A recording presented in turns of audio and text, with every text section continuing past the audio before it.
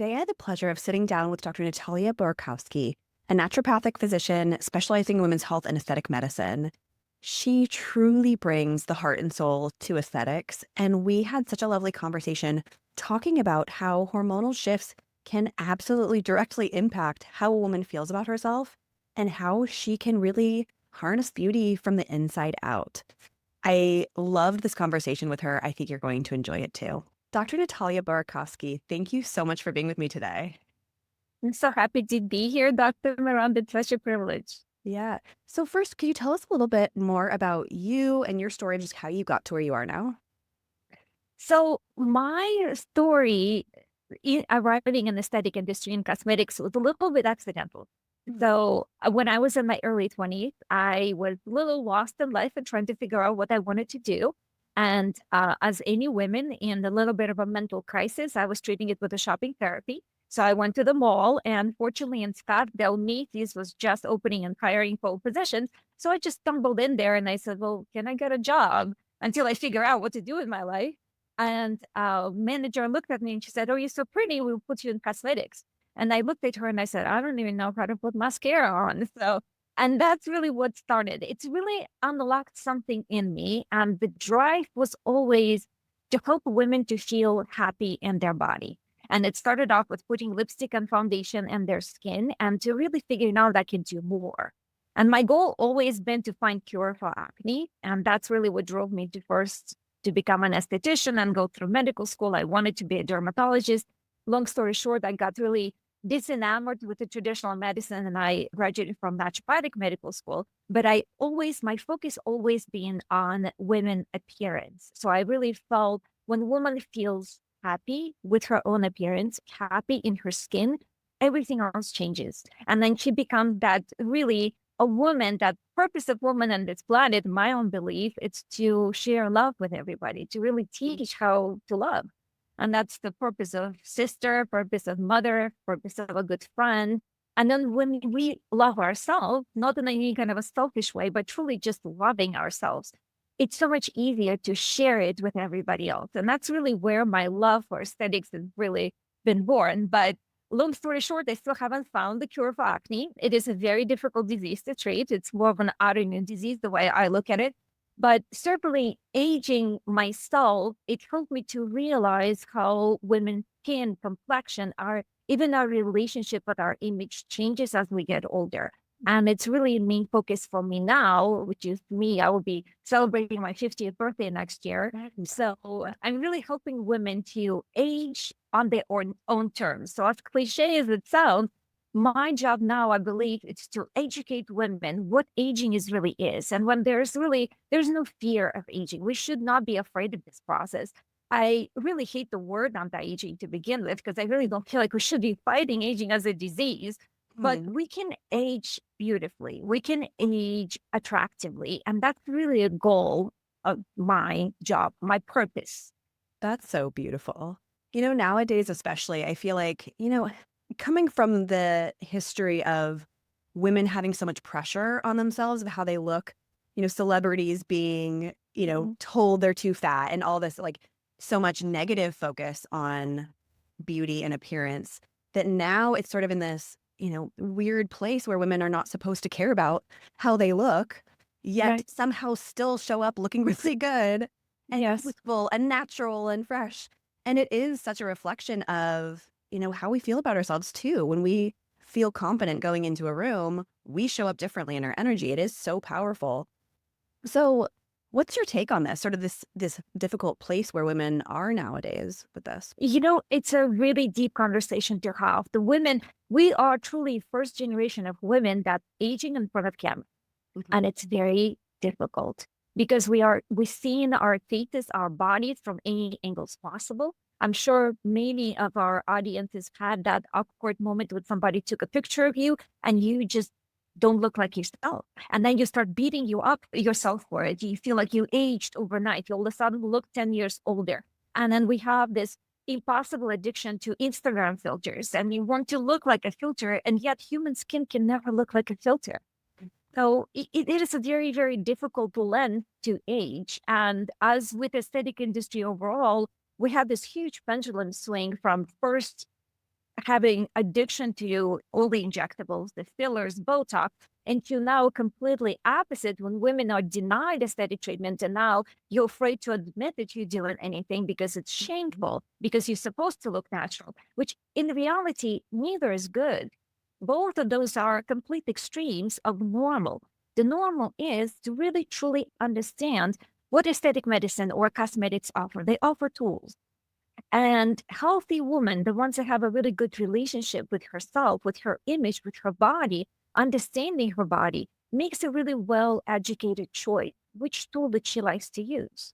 Mm-hmm. And that's only it. It's a tool. It doesn't mean that Botox is bad or Botox is good. Is it good for you? Do you know what it does? Do you know what it does to your body, to your skin? How do you support yourself through the process? And I think that's a main difference. And unfortunately, many women are very poorly educated because the aesthetic industry sells tools. It sells it as a correction tool. So women make those decisions from fear or from shame. They don't make the decision from empowerment and self-love. And that's really where I try to come in and I try to talk to as many people as possible, because again, it's really denying yourself any form of care. And again, it doesn't have to be Botox. It could be something as simple as makeup or sunscreen. And or going too extreme and overcorrecting, neither is sustainable or good. Yeah, that's such a great point that you bring up, that they're all tools. They don't have to hold weight or emotion. You know, they don't have to be good or bad. They can be things that you use. And I love that how you highlight when someone's confident with themselves and they're using the correct tools with education and the right knowledge there, then that's where you can really feel they can be so enhancing of how you feel about yourself, rather than, you know, the kind of stereotypical person who's chasing something and, you know, trying to do more and more and more. That really more in, I feel like that's more in the like extreme of the aesthetics and, you know, injectables, where they're chasing some look that they maybe can't ever get because it's not coming from, you know, a balanced self-love place. Yes, absolutely. But, you know, just kind of touch on to that. To me, it was the most mind-blowing thing to realize the reason why we chase youth and why we chase that image, we're chasing familiarity. Because our brain, it's really fascinating studies been done. Our brain has a memory of our image about the age of 28 to 30. And everything after that, once you start seeing the changes, a lot of times come out with that very whiplash, lost kind of expression. And unless you really normalize that new face, new look, new shape, but you support your body, again, it doesn't mean that by normalizing you give up on yourself. That's not what I'm trying to say. But when you normalize that image and then again, supporting yourself from that self-love kind of place, then you apply all those tools with more of empowerment. And when you don't, when you're clinging to familiarity, you don't realize this is what you're doing, then people tend to overdo things and they tend to over abuse things. Because let's face it, aesthetic medicine is powerful. Makeup is very powerful. How many women felt like they own the world when they put down perfect, you know, glow up makeup? It's either red lipstick or highlighter, whatever that thing makes you happy. You feel like you change, your posture changes.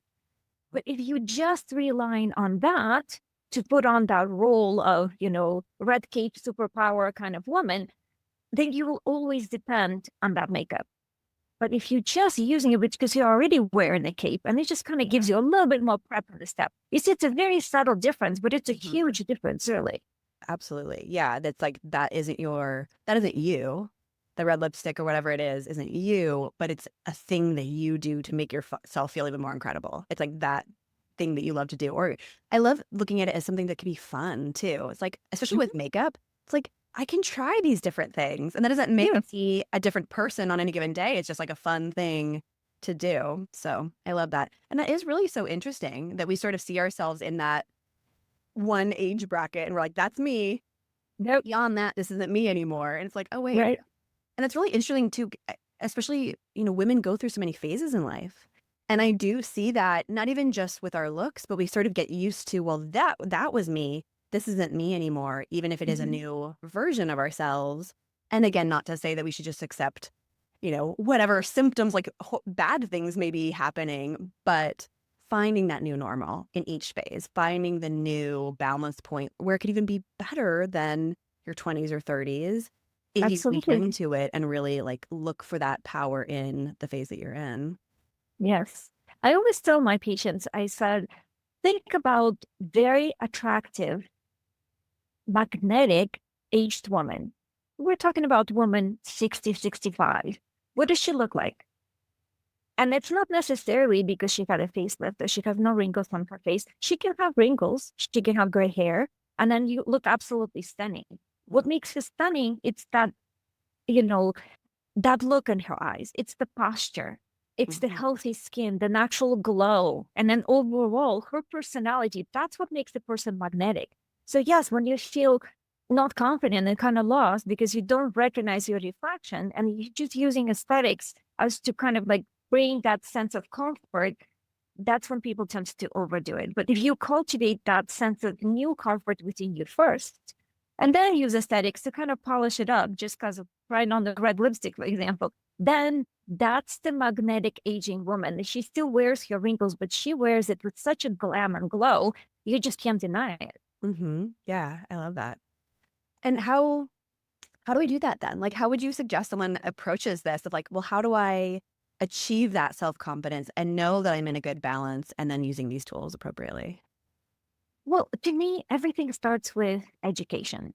First, I always try to, because typically when women start to struggle with aging, it's that moment of change. We're starting to go through hormonal changes of perimenopause. Oh, that scary word of menopause, the life is over, and then you're never going to be the same. You know, a lot of women feel like once they went through menopause, that's it. It separates them from powerful and youthful into no longer needed old woman. And that's not true. And right now, we're living in such a wonderful age because there's so many women now have a very loud voices in medical community, and we talk about menopause. We normalize it. We do more studies on menopause. So there's definitely a lot more great information that's coming. But what I'm trying to tell women is if you're starting to feel the symptoms, it doesn't mean you have to run to the doctor and start hormone replacement therapy. You might be a good candidate for it, but you might not be. But ultimately, when you start to realize that you no longer feel at home for your body, starts to do hormonal testing and also find a clinician who will actually talk to you and explain you the differences. Because, you know, when we look at labs, the range of normal is so huge. So very often you go to typical OBGYN and they say, oh, you're normal. Because Mhm. you're not really in the menopause, you're kind of like in the range of your progesterone started to decline, your estrogen rising. But unless you understand what those hormones do to both your brain, your skin, why do you start losing that glow? Why is your hair start to falling out? Why are you starting to feel more irritable?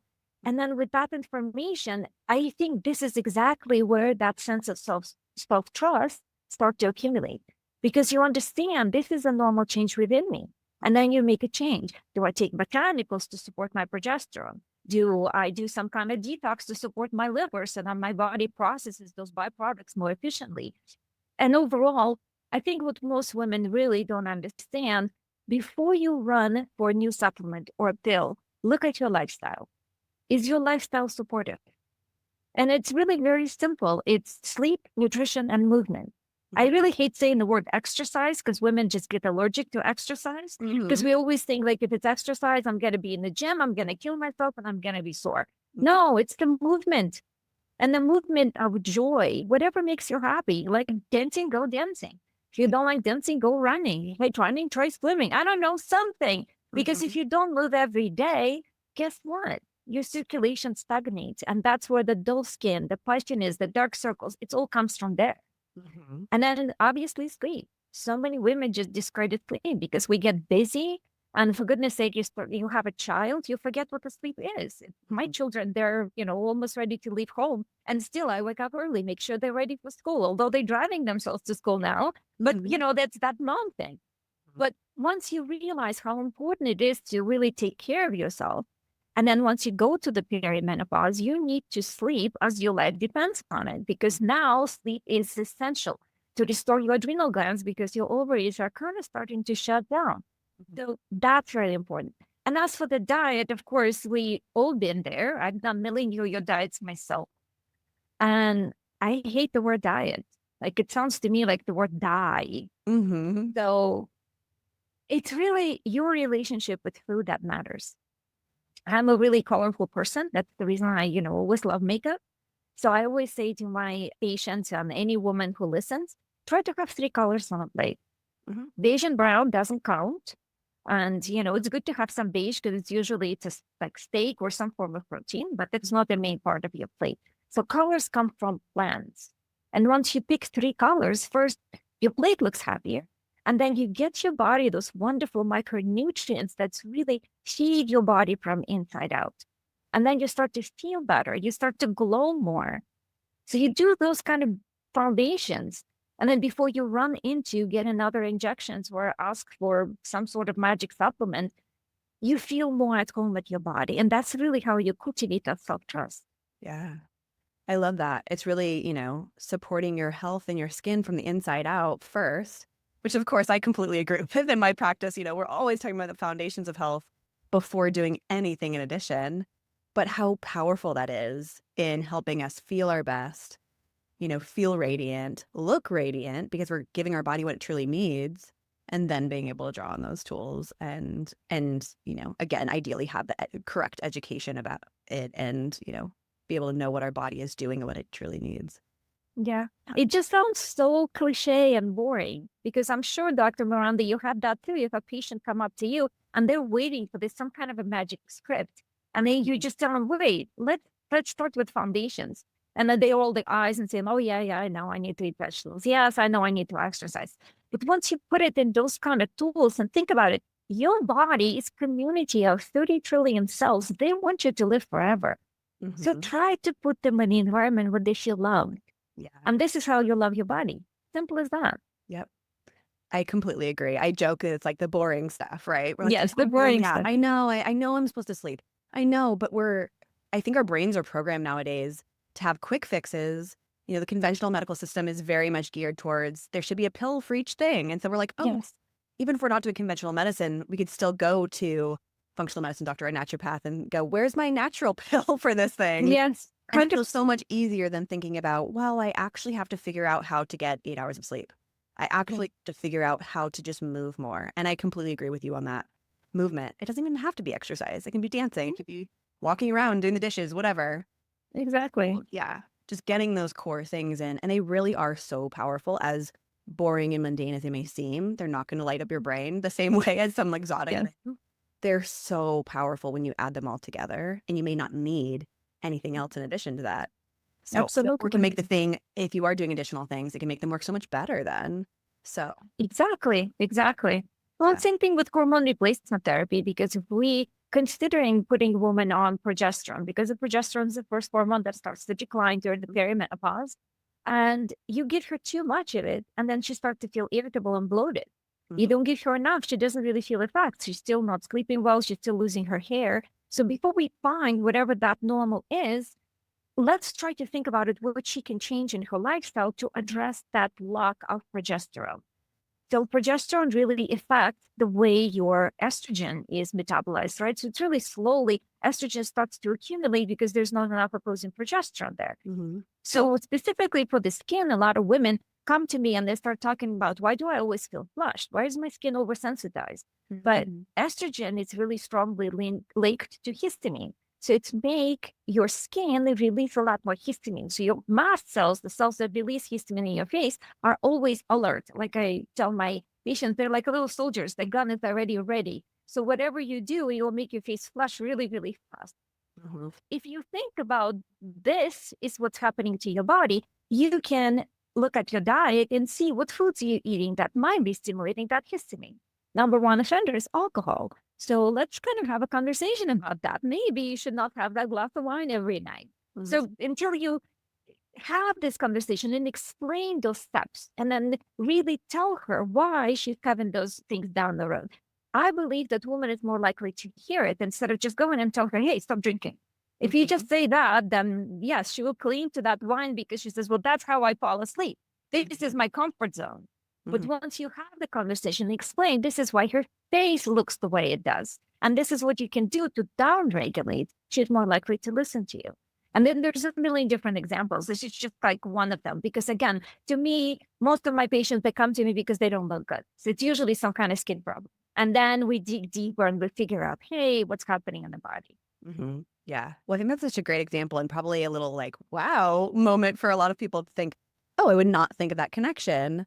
So yeah, that's a great example. And yeah, I'm sure there are so many of those. And I think, with that piece that you described of, the different way of educating before recommending something, I think that's so true for all of the things where if someone understands why it's important to them, then they'll care about it and they're empowered with that rather than just being told not to do something. And they're like, yeah, yeah, I know. I know it's not the best thing for me, but leave me alone. Yes. There are certain things that we just, we want certain things. And it doesn't mean that everything, like we have to throw everything out that, could potentially be harmful or, we don't have to be perfect. There's no perfection.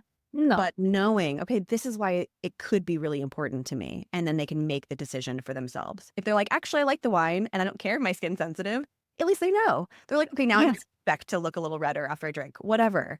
Yes. They're empowered with that information. So that's beautiful. Yes. You're absolutely right. And then you touch up on something very important of if you give women too many tasks to do, that's where a lot of times wellness becomes another form of performance.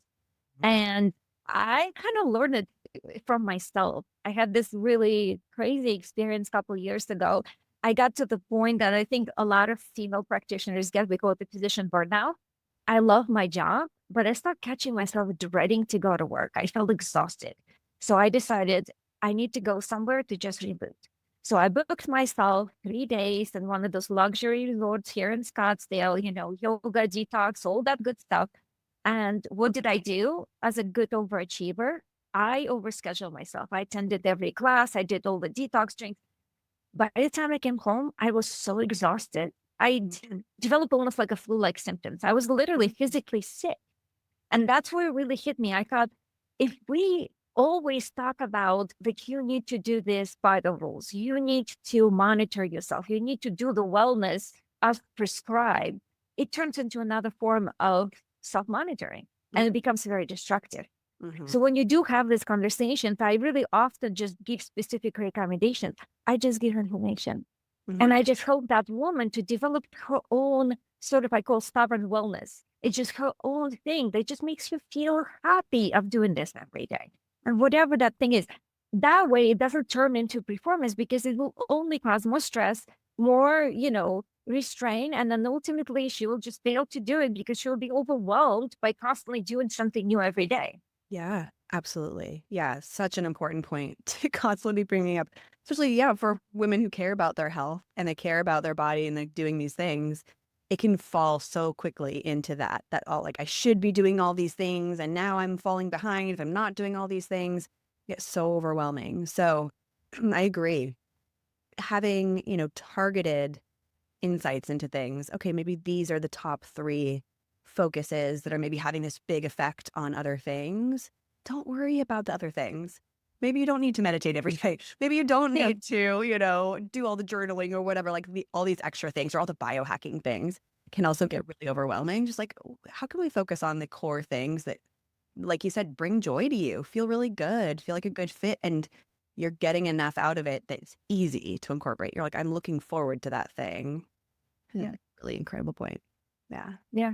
The most important thing is everything in life really should bring you joy. And if it doesn't, if it's just puts too much stress, like another task on your to-do list, that's probably not for you. Yeah. I mean, try to wear it for, couple weeks, see if you can make the joy out of it. And if you can, it's okay to let it go. Because again, there's no perfect prescription or a recommendation that works for every woman. We're all so different.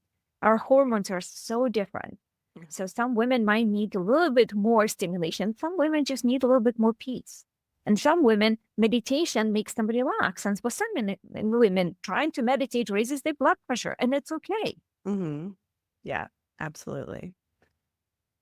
Now, with, you mentioned to kind of go back a little bit with going into these different phases and our perception of ourselves. Are there other things that, going through maybe perimenopause, since that is such a big transition, that there are other things that a woman could kind of like watch out for or things that she could understand about what's going on with her hormones and maybe some symptoms that could be coming up in this time? Yes. Well, specifically with our relationship with ourselves, our internal critic becomes a lot louder when we go through perimenopause. And it's not necessarily because all of a sudden you're starting to realize skin laxity, dullness, wrinkles, or whatever that negative symptom you're focusing on. It's because your brain, your own brain, goes through very major remodeling process. It first starts again with progesterone, and progesterone is strongly linked to GABA. And GABA, it's sort of a brake for our brain. That's why if we do prescribe progesterone to women, we typically prescribe it at bedtime because it makes them sleep deeper, because it increases their GABA. So as they age, GABA declines. That means their brain is a lot more activated. So there's a lot more glutamine in their brain, which is that activating neurotransmitter. So the women start to become a little bit more short-tempered. It doesn't mean that she is a terrible person. It doesn't mean she's always in a bad mood. But you just have to take it with a sense of grace. You will have moments when something as simple as like your husband chewing will annoy you just because there's not enough GABA in your brain. And then, yes, you can take GABA supplements, but you also have to be really careful. Don't take it during the day. Otherwise, you're going to feel very sedated and a little bit too zen. I mean, unless it's really your choice for the day. And you can also look at the botanicals, the one that help to support the GABA production in your brain. So it's kind of the first changes.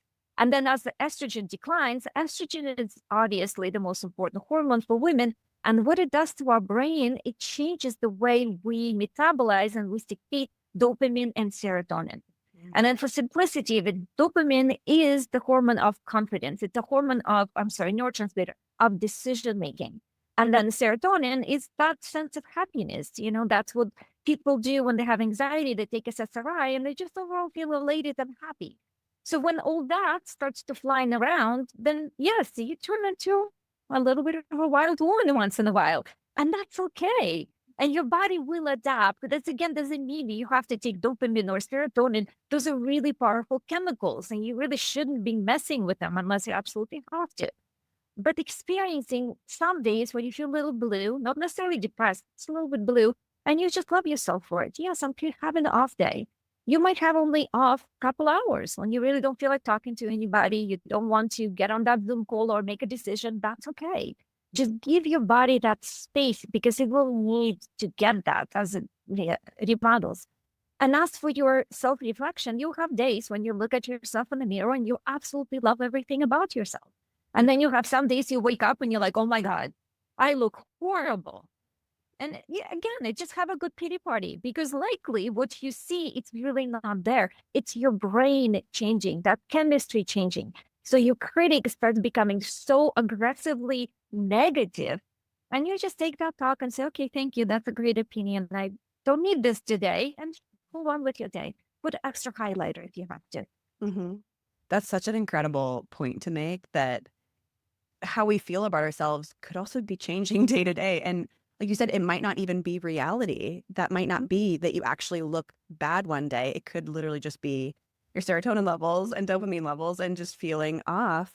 And so I love how you're highlighting, just loving yourself through it and giving yourself grace and patience. I think that goes, definitely in perimenopause and menopause, but even before that, when we're cycling, we have those hormonal changes, every month. And so, you're in your ovulation phase and you're feeling unstoppable and gorgeous and sexy. And then suddenly you go into your luteal phase and you're like, dang, I feel terrible. Right, I'm bloated. I'm so exhausted. Yeah. Yeah. And just having that reminder, that might not be reality. That might just be your brain giving you a message and just going, okay, thanks for the message.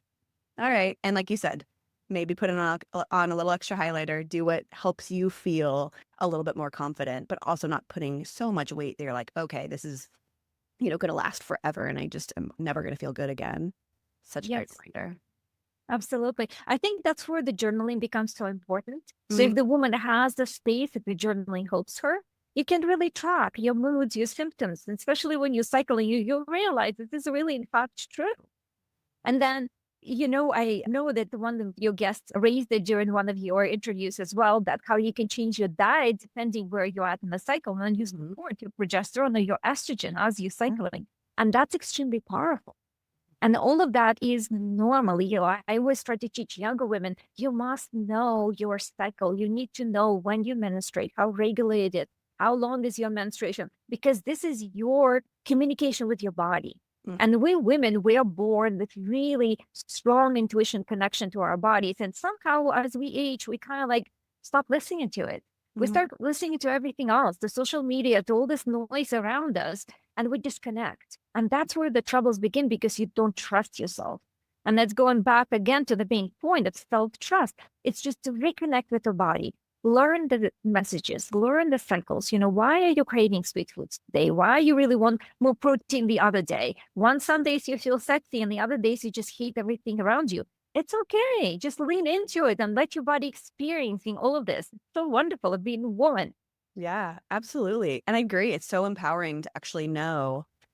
And my patients have this experience too when they aren't tracking. They're like, I'm having these things.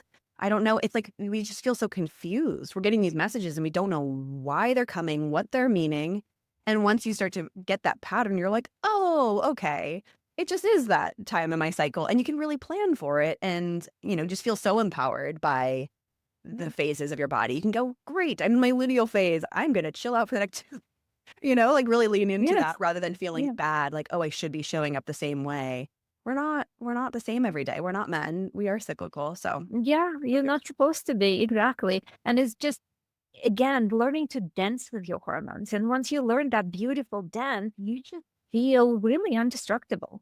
And when you're constantly fighting that, pretending to be someone you're not, that's when you really deplete your body. You're just always pushing through something that's really not there at the moment. yeah, yeah, absolutely. Well, you've given so many incredible tips and everything. Anything else that, you really want women to know, to look out for, how to kind of support themselves? I am sure I can say a lot more things, but ultimately, my main message is be curious, Mhm. ask questions, find a physician who will have a deeper conversation with you. Don't ever settle for, oh, you're normal. Keep escalating, keep looking into it. So if you don't look like yourself, you don't feel comfortable in your body, there's a reason for that. And again, trust your own intuition, trust your connection with your body, cultivate that connection and love yourself for it. And then, yes, you should feel happy in your skin, literally. Yeah, I love that. Well, thank you so much for being here and sharing all of this. Where can people find you? I think you have a free gift as well to offer. Yes. So there's a free download, and I'm sure it will probably be in the links there. The download is a starter kit of aging out loud. So essentially, it talks about everything I already touched up on, why those foundations for health are so important. And also kind of touching up on our self critic. So you can be a little bit more, less sensitive to those messages and then kind of take it as an annoying little friend that Mhm. talks to you in the background. And then you kind of slowly learn how to change that narrative. And it's not necessarily goes from that fake positivity, because I don't like that Mhm. positive affirmations. I think it's just a little bit too toxic and forced, but more so just learning to love yourself or whatever stage you are. Mhm. I do have a platform for women. I call it Unveil You. And that's the same thing. It kind of touches on a little bit of a psychology, the aesthetic medicine, and aging overall, giving that information for women. And I'm also working on a book. It's not published yet, so I'm just kind of briefly mention it. It's called Emotional Aesthetics, a story of aging, biology of beauty, and the art of self-trust. So it's the same thing. It touches on everything, normalizing the aging experience for women as we go through our perimenopause, helping them to understand biology, what's really happening in the body, and then cultivating that self-trust that helps them to age on their own terms. Yeah, amazing. I love that. Thank you so much again for being here, for taking the time and just sharing this incredible information with the community. Thank you, Dr. Miranda. Have a great day. You too.